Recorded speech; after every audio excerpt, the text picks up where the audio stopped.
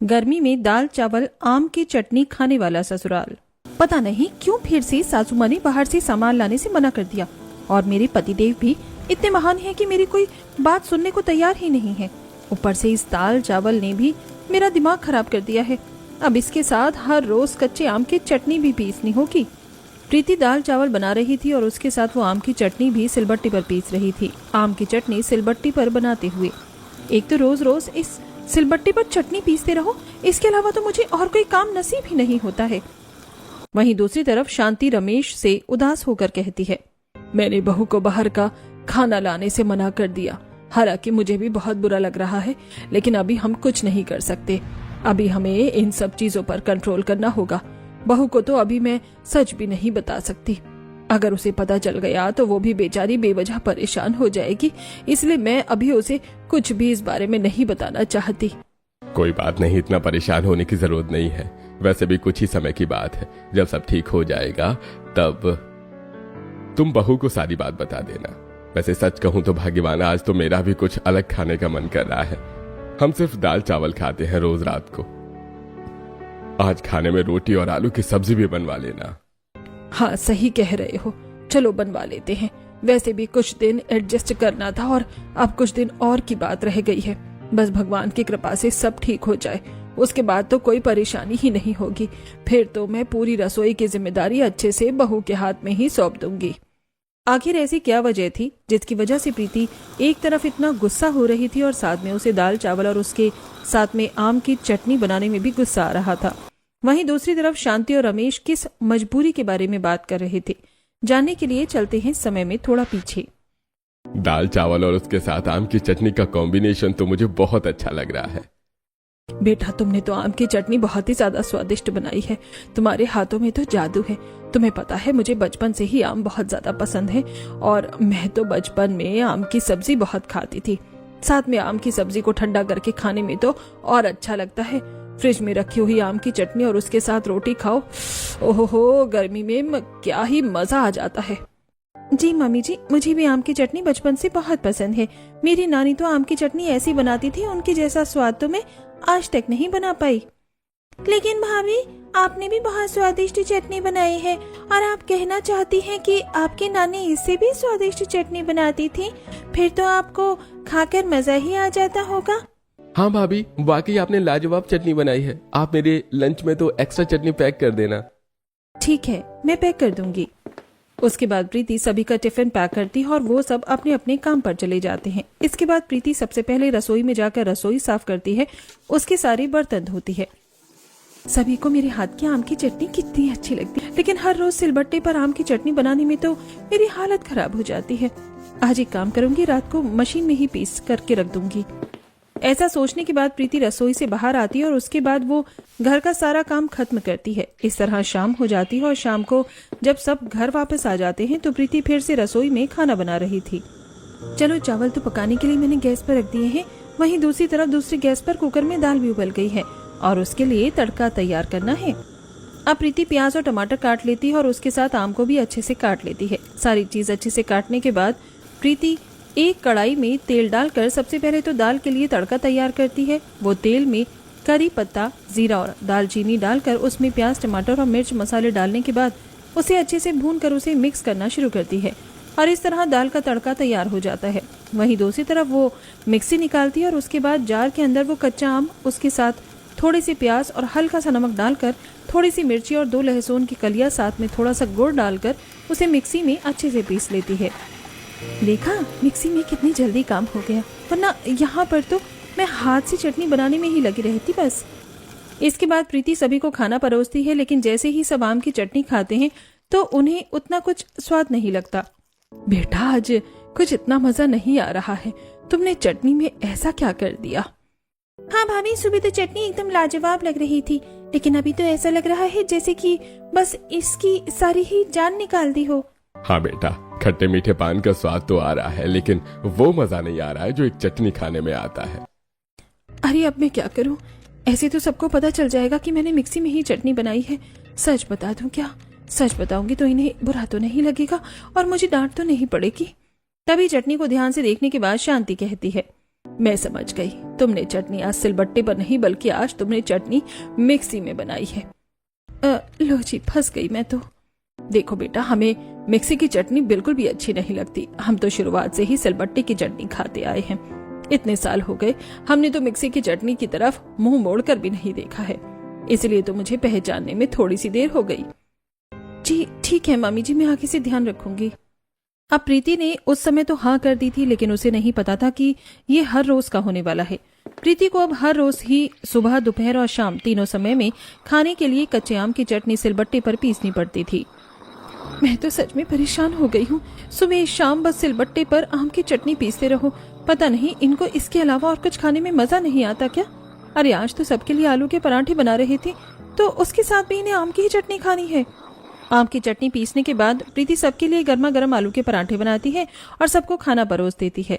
हाँ, आलू के पराठे के साथ भी आम की चटनी का स्वाद कितना अच्छा लग रहा है। खाना खाकर तो मजा ही आ गया। हाँ, और मुझे यहाँ पर परेशान करके तो सबको मजा आएगा ही ना। एक दिन भी मुझे चैन नहीं मिलता सिलबट्टे पर चटनी पीसने में।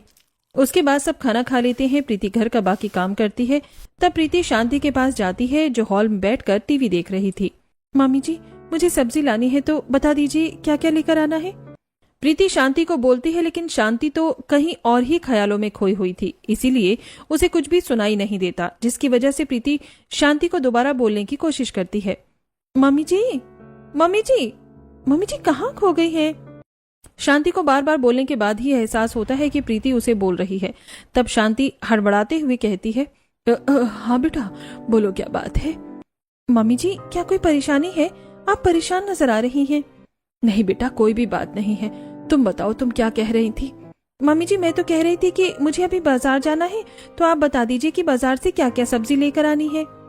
बेटा सुनो, अभी तो तुम बाजार में सिर्फ 1 पाव आलू आधी किलो ले आना, 1 पाव मिर्ची और 1 पाव फली और कोई दूसरी सब्जी जो तुम्हें पसंद हो वो 1 पाव ले आना। अभी तो तुम बस इतना ही ले आओ। क्या कहा? सारी सब्जी बस 1 पाव लेकर आनी है? 1 पाव सब्जी में भला क्या होगा? सारा काम खत्म करने के बाद शाम को प्रीति अपने पड़ोसन नेहा के साथ बाजार जा रही थी। दोनों पहले सब्जी लेने जाती हैं। भैया, मुझे 2 किलो आलू, 1 किलो प्याज और 1 किलो पेठा दे दीजिए। साथ में 1 किलो टमाटर और इसके साथ 1 किलो गोभी भी कर देना। पर मुझे तो बस आधे किलो आलू, 1 पाव मिर्ची, 1 पाव फली और आधे किलो पेठा दे देना। जी ठीक है बहन जी, रुकिए, मैं अभी आप दोनों की सब्जी पैक कर देता हूँ। वहीं एक तरफ सब्जी वाला सब्जी पैक कर रहा था, तो दूसरी तरफ नेहा प्रीति से पूछती है, एक बात बताओ, तुम इतनी कम सब्जी क्यों लेकर जा रही हो? बस क्या बताऊं, मेरे ससुराल में तो दाल चावल और आम की चटनी के अलावा कुछ और बनता ही नहीं है। पहले तो फिर भी हम हर रोज कोई दूसरी सब्जी बन जाती थी, और कभी कभी जैसे आम की चटनी के साथ आलू के पराठे या कुछ और बन जाता था। लेकिन अब तो सुबह भी सब दाल चावल बनवाने लगे हैं। पता नहीं क्या हो रहा है। मेरे ससुराल वालों को लगता है कि बहुत ही तगड़ा ऑब्सेशन हो गया है दाल चावल के साथ, और साथ में आम की चटनी के साथ भी। जी, मैंने आप दोनों की सब्जी पैक कर दी है। आपके तो बहन जी 350 रुपए हो गए और आपके 200 रुपए हो गए। उसके बाद प्रीति और नेहा दोनों सब्जी वाले को पैसे दे देती हैं और वहां से सब्जी लेने के बाद दोनों आगे जा रही थी। वैसे सच कहूँ तो एक बार को तो तेरे ससुराल वाले सही लगते हैं मुझे। ऐसा क्यों भला? कितना तो अच्छा है तेरे लिए, कितना तो फायदा हो रहा है तुझे। अरे कम से कम तुझे बार बार अलग अलग तरह की सब्जी तो नहीं बनानी पड़ती। और एक तरफ मेरे ससुराल वालों को देखो, मुझे पता नहीं क्या बनाने को बोलते हैं, अलग अलग तिकड़म करने को कहते हैं। कभी कहते हैं भरमा भिंडी बनाकर रखो, कभी कहते हैं कि आज शाही पनीर बना लो, और यहाँ तक कि कई बार तो मैं पूछूंगी कि क्या बनाना है तो कहेंगे अपनी मर्जी से बना लो, और फिर अपनी मर्जी से कोई सब्जी बना दूंगी तो बोलेंगे ये क्या बना दिया। हमें अच्छा नहीं लग रहा, हमारे लिए हमारी मर्जी का खाना बनाओ। मैं तो बहुत परेशान हो गई हूँ। तुम्हें इतना सब कुछ बनाना पड़ता है इसलिए तुम परेशान हो गई हो, और मुझे कुछ एक्स्ट्रा बनाना नहीं होता इसीलिए मैं परेशान हो गई हूँ। क्योंकि बात यहाँ पर बनाने की नहीं है, बात है कि मेरा भी तो कुछ एक्स्ट्रा खाने का मन करता है ना। अब मेरा तो बिल्कुल भी मन नहीं करता रोज दाल चावल और उसके साथ आम की चटनी खाऊं। तेरी ये बात भी बिल्कुल सही है। तो कोई बात नहीं, तेरा जो भी खाने का मन करता है तू अपने पति या अपनी सास से कह सकती है कि तुझे अपनी मर्जी का खाना बनाने दे, या फिर तो कभी कभी बाहर से मंगवा कर खा लिया कर। सबके लिए दाल चावल बना दे और अपने लिए बाहर से खाना मंगवा ले। ऐसे कितना इजी हो जाएगा। हाँ, हो तो जाएगा। ये आइडिया और भी अच्छा है। इस तरह मुझे कुछ एक्स्ट्रा खाना नहीं बनाना होगा और मुझे भी अपनी मर्जी का खाना को मिल जाएगा। अब ये सोचकर प्रीति घर वापस आती है और प्रीति तो अपनी सास से ये बात सब कहते हुए तो पहले कतरा रही थी, इसलिए वो इस बारे में सबसे पहले अपने पति से बात करने के बारे में सोचती है। पहले वो रात को सभी को डिनर देती है, जिसमें आज फिर से दाल चावल और आम की चटनी बनी हुई थी। आज का खाना बहुत अच्छा बनाया है। मैं तो कहती हूँ बहू की अब क्या रखा है बाकी सब्जी में, मुझे तो यही कॉम्बिनेशन बहुत अच्छा लग रहा है। अब तुम हर रोज सिर्फ दाल चावल और आम की चटनी ही बना लिया करना। हाँ, मुझे भी कोई परेशानी नहीं है। अगर ज्यादा मन करे तो सुबह सादे पराठे हो जाएंगे आम की चटनी के साथ, और रात को यह हल्का खाना अच्छा रहेगा। सही बात है, मेरे पति देव भी तो इन्हीं के बेटे हैं, तो इनके जैसे ही तो बात करेंगे। कोई बात नहीं, इनसे तो मैं बाद में बात करूंगी।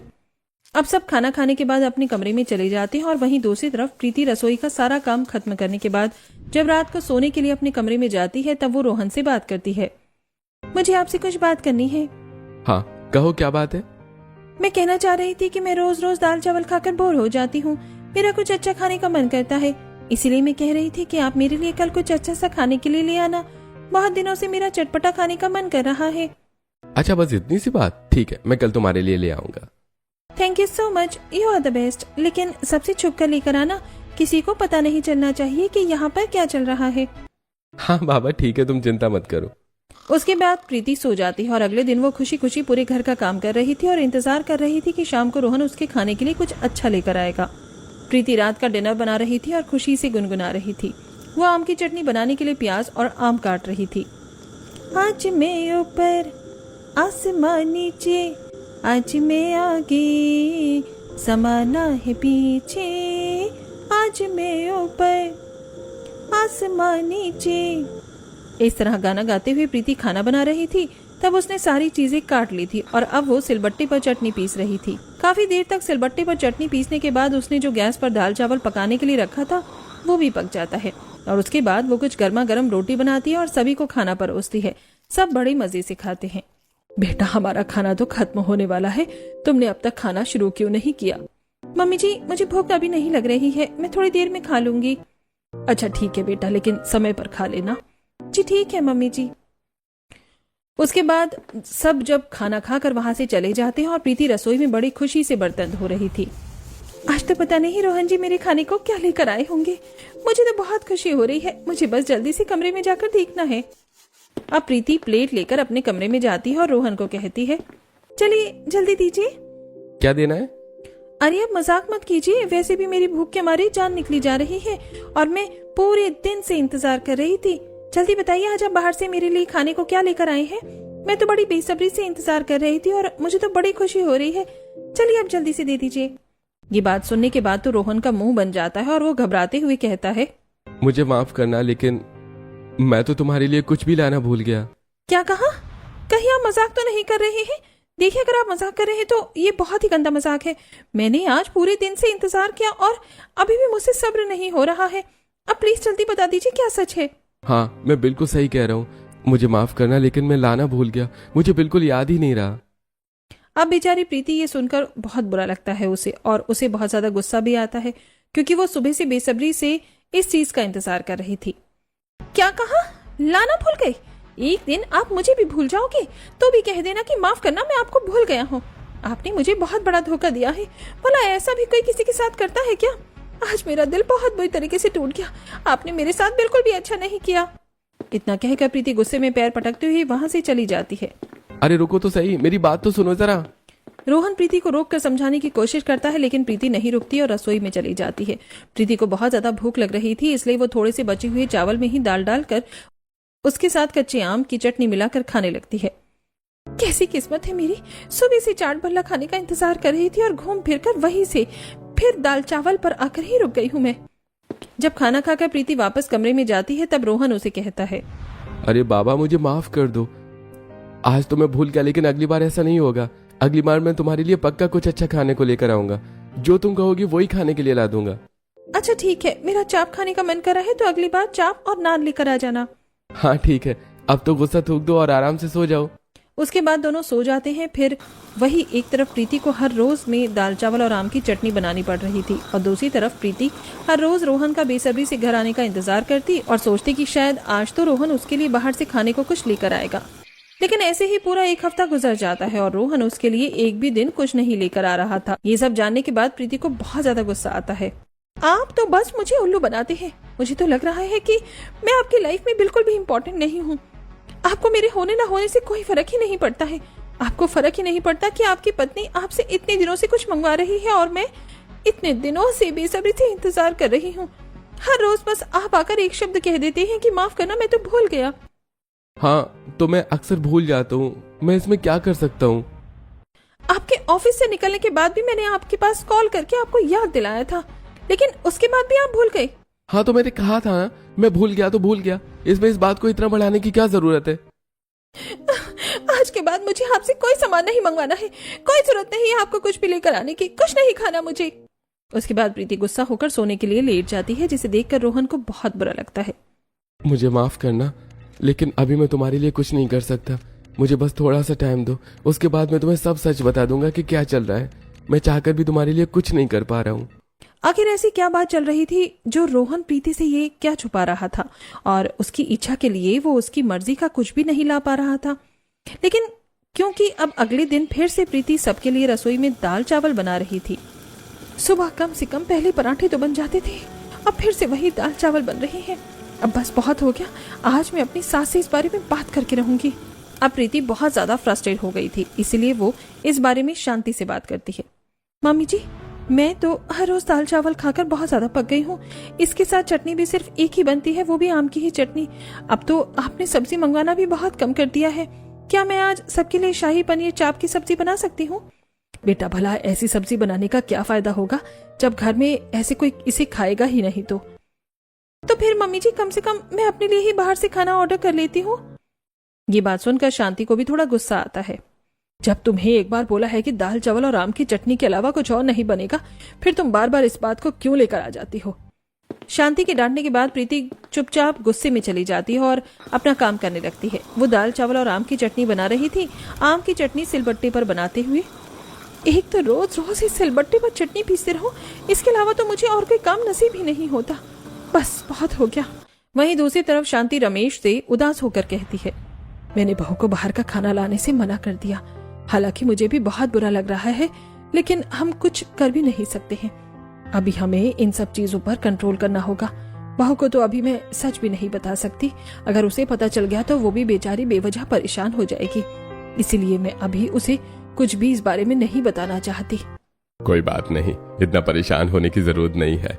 वैसे भी कुछ ही समय की बात है। जब सब ठीक हो जाएगा तब तुम बहू को सारी बात बता देना।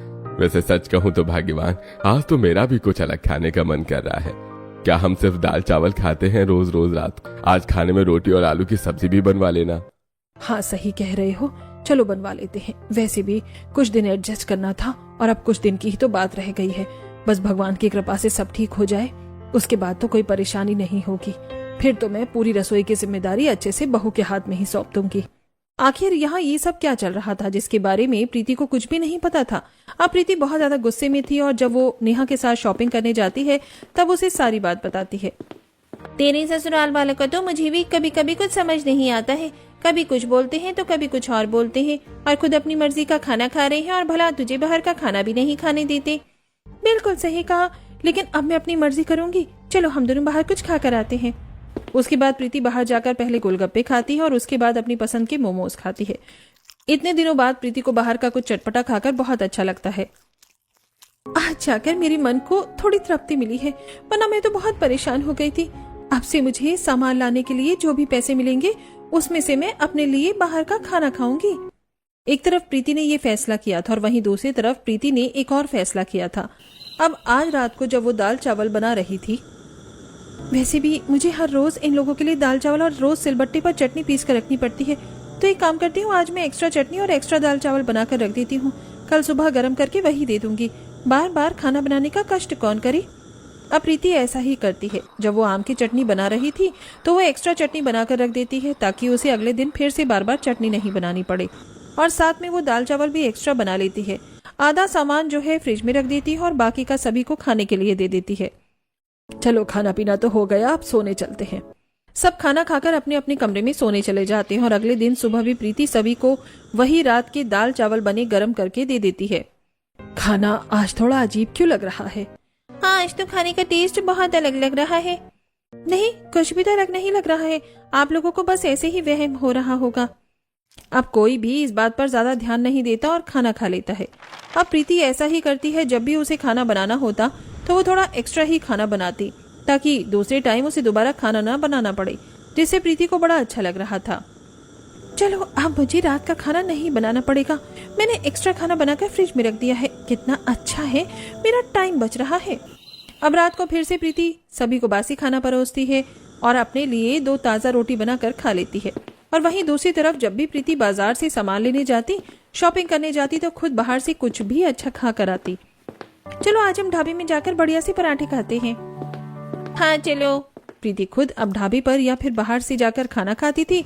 एक दिन रोहन घर पर आकर कहता है, मम्मी आजकल बैलेंस इतना ज्यादा खराब क्यों हो रहा है? रसोई का बजट एकदम से खराब हो रहा है, इतने ज्यादा पैसे खर्च हो रहे हैं, पहले तो ऐसा नहीं हो रहा था। ये सुनकर प्रीति घबरा जाती है कि कहीं उसकी बात सामने ना आ जाए। पता नहीं बेटा, मैंने तो बहू को ही सारी जिम्मेदारी दे रखी है, जो भी सामान है बहू ला कर देती है। अब तो मैं पक्का गई। बताओ प्रीति क्या बात है? वो कुछ भी नहीं। अब बहुत सारा सामान लाना होता है, घर का भी और सामान होता है, जैसे साबुन हो गया, सर्फ हो गया, और रसोई का भी सामान हो जाता है, दाल चावल आटा, बस यही सब है। और फिर थोड़ी बहुत शॉपिंग भी करनी थी, इसीलिए। अच्छा ठीक है। इतना कहकर रोहन वहां से चला जाता है। शुक्र है बाल बाल बच गए। लेकिन अगले ही दिन रोहन घर का सारा राशन लाकर रख देता है, जिसके बाद अब प्रीति का बाहर जाकर सामान लाना बंद हो जाता है। अब मैं क्या करूंगी? अब तो मैं बाहर जाकर खाना ही नहीं खा पाऊंगी, ये तो बड़ी मुसीबत हो गई। वहीं दूसरी तरफ अब प्रीति रात को फिर से सभी को वही खाना जो कि बाजी था उसे परोस कर देती है। और जैसे ही सब खाना खाते हैं, पता नहीं आजकल क्या हो रहा है, खाना हजम ही नहीं हो रहा, खाने का स्वाद भी अच्छा नहीं लगता और ऊपर से पेट में भी बहुत दर्द रहता है। क्या आपके साथ भी ऐसा ही हो रहा है मम्मी? मेरे साथ भी बिल्कुल ऐसा ही हो रहा है, पता नहीं क्या हो रहा है। वही तो, मेरे साथ भी ऐसा ही हो रहा है, बल्कि हम तो हल्का खाना खाते हैं और दाल चावल खाने के बाद भी ऐसा हो रहा है। अब बासी खाना खाने की वजह से सभी के पेट में भी थोड़ा थोड़ा दर्द रहने लगा था। सब सोच सोच कर परेशान हो रहे थे कि आखिर यहाँ ये सब क्या हो रहा है। लेकिन वहीं दूसरी तरफ अब प्रीति बासी खाना बनाने से बाज नहीं आ रही थी। एक दिन रोहन और शांति दोनों प्रीति के लिए बाहर से कुछ खाने का लेकर आते हैं। अरे बेटा, तू ये बाहर से क्या लेकर आ रहा है? मम्मी मैं आज प्रीति के लिए बाहर से खाना लेकर आया हूँ। आखिर सब ठीक जो हो गया। अब मुझे बहुत समय से कह रही हैं और मैं उसकी इच्छा पूरी नहीं कर पा रहा था। हाँ, मैं भी आज बहू के लिए खाना लेकर आई हूँ। चलो सब साथ में खाएंगे। बहू को रसोई में जाकर सरप्राइज देते हैं। दोनों रसोई में जाते हैं तो देखते हैं कि प्रीति फ्रिज से चावल और दाल का पतीला निकाल कर गैस पर गर्म होने के लिए रख देती है और खुद से कहती है, चलो अब 10 मिनट में खाना गर्म हो जाएगा और मैं जब तक आराम से फोन देख लेती हूँ। पहले से खाना बनाने का यही फायदा होता है। ये बात सुनकर रोहन और शांति के होश उड़ जाते हैं और उसके बाद वो बाहर आकर ये सारी बात सबको बता देते हैं। इसका मतलब भाभी हम सबको बासी खाना खिला रही थी। तभी मैं सोचूं आजकल भाभी का खाना बनाने में ज्यादा समय क्यों नहीं लग रहा है, और खुद वो अपने लिए गरम रोटी बनाकर लाती थी और खा लेती थी। हमें बहू को सबक सिखाना होगा। अब जब प्रीति सभी के लिए खाना लाती है तो सब खाना खाने से मना कर देते हैं। आज तो हम बाहर से खाना लेकर आए हैं, यही खा लेते हैं। आज दाल चावल खाने का मन नहीं है। ये देखकर प्रीति खुश हो जाती है और सब एक साथ खाना खाते हैं। लेकिन अगले दिन सुबह जब प्रीति दोबारा उन्हें बासी खाना परोसती है, बेटा हमें खाने में ना स्वाद नहीं आ रहा, दाल में भी अच्छा स्वाद नहीं आ रहा। एक काम करो, तुम प्याज छोड़कर हमारे लिए आज सिर्फ जीरे वाली दाल बना दो। हाँ, ऐसा लग रहा है जैसे बासी बासी सा खाना है।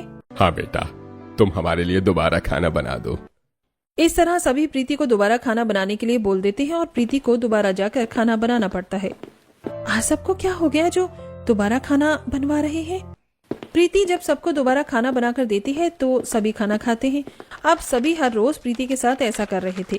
प्रीति सबको खाना खाने के लिए देती तो सब खाना खाने से मना कर देते थे और दूसरा खाना बनवाते, जिस वजह से प्रीति ने एक्स्ट्रा खाना बनाना छोड़ दिया।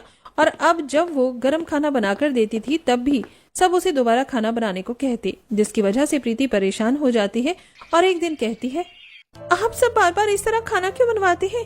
आपको पता भी है कितना ज्यादा खाना वेस्ट होता है। हाँ बेटा, तो हमें पहले वाले खाने में तो स्वाद ही नहीं आता। आखिर पहले वाले खाने में आपको स्वाद क्यों नहीं आता? मैं पहले और दूसरी बार भी खाना तरीके से ही बनाती हूँ। 2 बार खाना बनाकर मैं भी परेशान हो जाती हूँ और मुझे तो समझ ही नहीं आता कि आपको खाने से क्या परेशानी लगती है। आखिर बात क्या है? अरे बेटा, जब तू पहले हमें बासी खाना देगी तो उसके बाद तो हम तुझे दोबारा खाना बनाने के लिए ही बोलेंगे ना। तूने तो हमें बिल्कुल ही गाय और बिल्ली समझ लिया कि हमें कैसा भी बासी खाना हजम हो जाएगा। ये बात सुनकर प्रीति के होश उड़ जाते हैं कि आखिर सबको सच कैसे पता चल गया। तो वो घबराकर कहती है, ये आप कैसी बातें कर रहे हैं? बेटा, हमें सब सच पता चल गया। हमने खुद ऐसा करते हुए तुझे देखा है। तूने ऐसा क्यों किया? क्योंकि मामी जी मैं परेशान हो गई थी। हर रोज बस वही दाल चावल और उसके साथ आम की चटनी बनानी पड़ रही थी।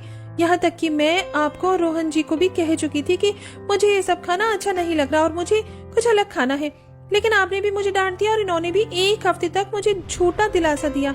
आप सबको सिर्फ अपनी परवाह है, लेकिन मेरी इस घर में किसी को कोई परवाह नहीं है।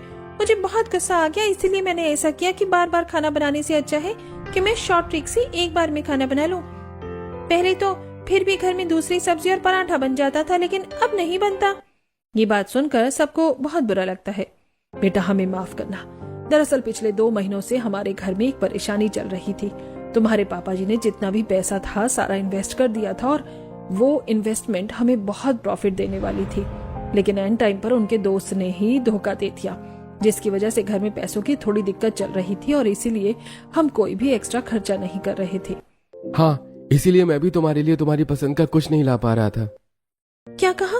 इतनी बड़ी बात हो गई और आप लोगों ने मुझे कुछ बताया भी नहीं। बेटा, हम तुझे परेशान नहीं करना चाहते थे। मुझे माफ कर दीजिए, मैंने आप लोगों को नहीं समझा और आपके साथ ऐसा किया। नहीं बेटा, हमारी भी गलती है कि हमें तुझे भी समझना चाहिए था और तुझे इस तरह परेशान नहीं करना चाहिए था। लेकिन अब चिंता करने की जरूरत नहीं है, अब सब ठीक हो गया है। हमारा जो घाटा होना था वो बच गया। इसी खुशी में आज हम सब शाम को रेस्टोरेंट में खाना खाने चलेंगे। इस तरह सभी को अपनी गलती का एहसास हो जाता है और उसके बाद सब आज रात को रेस्टोरेंट में खाना खाते हैं। वहाँ पर सब अपनी पसंद का खाना ऑर्डर करते हैं। आज तो मैं शाही पनीर खाऊंगी। हाँ, आज जिसे जो खाना है वो खा सकता है। मैं तो चीज कॉर्न पिज्जा खाऊंगी, इतने दिनों से इंतजार कर रही थी। और प्रीति, तुम्हें क्या खाना है? मेरा तो आज छोले भटूरे खाने का मन कर रहा है। छोले भटूरे मेरे फेवरेट है और बहुत समय से खाए भी नहीं है। इस तरह सभी ने अपनी पसंद का खाना ऑर्डर किया और खूब मजे से खाना खाया। फाइनली उनके घर में सब ठीक हो गया था। अगले दिन प्रीति नेहा के साथ शॉपिंग करने जाती है और वो ये सारी बात नेहा को बताती है। यानी तुमने ससुराल पर इतनी बड़ी मुसीबत आई, लेकिन खुशी है कि अब सब ठीक हो गया। हाँ, अब कोई परेशानी नहीं है। इसी खुशी में इन्होंने मुझे पैसे दिए हैं कि मैं अपनी मर्जी से कोई भी ड्रेस लेकर आ सकती हूँ। दोनों शॉप पर कपड़ा लेने जाती है और वहाँ पर प्रीति को एक ड्रेस पसंद आ जाती है। नहीं भैया, 1000 रुपए तो बहुत ज्यादा है इस ड्रेस की। मैं तो आपको 800 रुपए ही दूंगी। अगर आपको देनी है तो डन कीजिए, वरना नहीं।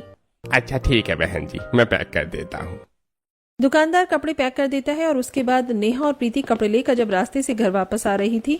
अरे प्रीति, अब तो तेरे घर में पैसों की प्रॉब्लम सॉल्व हो गई है और तू तो पहले से भी ज्यादा कंजूस हो गई है। यहाँ बात कंजूसी की नहीं है, बात यह है कि हमें अब थोड़े थोड़े पैसे बचाने चाहिए। अब पता चल रहा है कि कभी भी कोई भी मुसीबत आ सकती है और कभी भी कैसी भी सिचुएशन हो सकती है। इसीलिए अब मैंने सोच लिया है कि पहले की तरह मुझे नहीं करना है। उसके बाद प्रीति बहुत सारी सब्जी लेती है और घर आ जाती है और आज रात को उसने खाने में सभी के लिए सबकी पसंद का खाना बनाया था। उसने आज सबके लिए भरमा भिंडी और भरमा बैंगन और उसके साथ में मेथी का रायता बनाया था। इतने दिनों बाद इतना अच्छा खाना खाकर बड़ा अच्छा लग रहा है। हाँ, हमारी बहू के हाथों में तो जादू है। लेकिन बेटा, कुछ भी हो, आम की चटनी की तो अब इतनी आदत हो गई है कि उसके बिना खाना अच्छा नहीं लग रहा। ठीक है पापा जी, मैं कल से आप सभी के लिए आम की चटनी बना दूंगी। इस तरह सब खाना खाते हैं और अपने अपने कमरे में जाकर सो जाते हैं। अब इस तरह उनके परिवार में सब ठीक हो जाता है और प्रीति को भी ये सब पता चल गया था। अब उनके घर में दाल चावल और आम की चटनी के साथ फिर से पहले की तरह ही अच्छा खाना बनने लगा था।